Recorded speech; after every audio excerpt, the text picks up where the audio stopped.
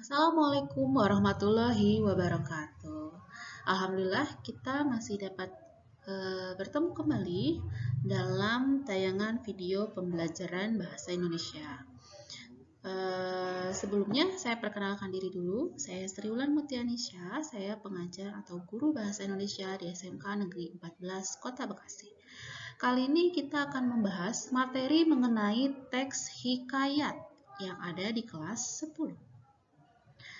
Apa itu teks hikayat? Nah, yang akan kita pelajari di sini adalah pengertian, ciri-ciri, unsur intrinsik, dan unsur ekstrinsik. Pengertian teks hikayat adalah salah satu bentuk sastra prosa yang biasanya ditulis dengan menggunakan bahasa Melayu. Hikayat juga merupakan salah satu bentuk karya sastra lama yang isinya berupa cerita, kisah, dongeng, maupun sejarah. Umumnya mengisahkan tentang kepahlawanan seseorang, lengkap dengan keanehan, kekuatan atau kesaktian, atau mukjizat sang tokoh utama. Adapun ciri-ciri dari teks hikayat yang pertama, bersifat istana sentris, artinya ceritanya berkisar pada sikap kepahlawanan tokoh-tokoh istana. Yang kedua, kisahnya bercampur dengan dunia hayal yang dalam banyak hal dilebih-lebihkan. Yang ketiga, pada umumnya dihubungkan dengan peristiwa sejarah tertentu. Karya sastra lama berbentuk hikayat, contohnya hikayat miskin, hikayat Hang Tuah. Nah, itu merupakan contoh-contoh hikayat yang dihubungkan dengan peristiwa sejarah. Yang keempat, cirinya adalah bersifat imajinatif atau hanya bersifat hayal. Yang kelima, banyak menggunakan bahasa kiasan. Selanjutnya yang keenam, yaitu bersifat anonim atau nama pengarang biasanya tidak dicantumkan. Jadi kita tidak mengetahui siapa nama pengarangnya, bahkan kapan cerita itu muncul atau tahun terbitnya. Yang ketujuh, menggunakan bahasa Melayu yang tidak lazim dalam bahasa Indonesia. 8. Statis, yaitu tidak mengalami perubahan dan perkembangan. Dari awal sampai akhir, jalan ceritanya walaupun ada konflik, ada solusi, tapi tokoh-tokoh di dalamnya itu bersifat statis, tidak mengalami perubahan.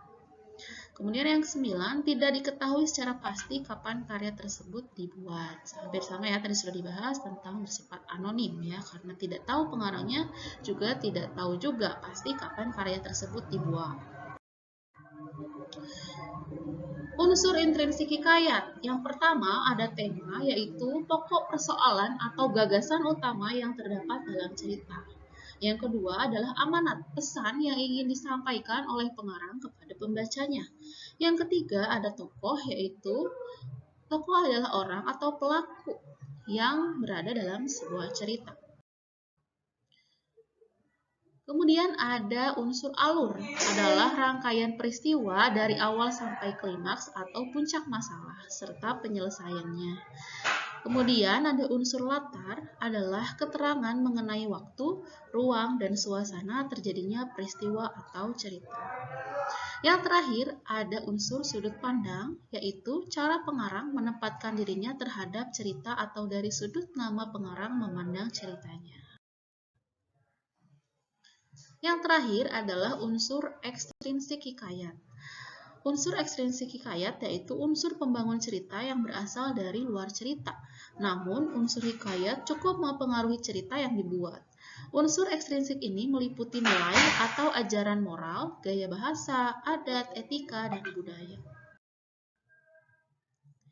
Kesimpulannya mengenai teks hikayat ini adalah hikayat salah satu bentuk karya sastra lama yang isinya berupa cerita, kisah, dongeng, ataupun sejarah dan pada umumnya menceritakan tentang kepahlawanan seorang. Hikayat juga bersifat imajinatif dan banyak menggunakan bahasa kiasan. Hikayat juga bersifat anonim atau tidak diketahui penciptanya.